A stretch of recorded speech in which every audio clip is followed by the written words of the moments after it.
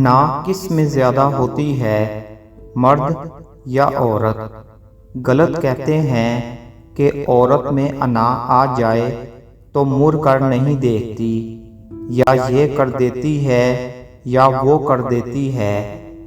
اصل میں عورت میں انا مرد کی نسبت کم ہوتی ہے، انا مرد میں زیادہ ہوتی ہے۔ عورت تو وفا شناس ہوتی ہے، وہ جھک جاتی ہے، ڈر جاتی ہے، کبھی طلاق کے خوف سے، تو کبھی مرد کے چھوڑ جانے سے، تو کبھی اس کے کہیں اور متوجہ ہو جانے سے، تو کبھی اس کے بیزار ہونے کے خوف سے۔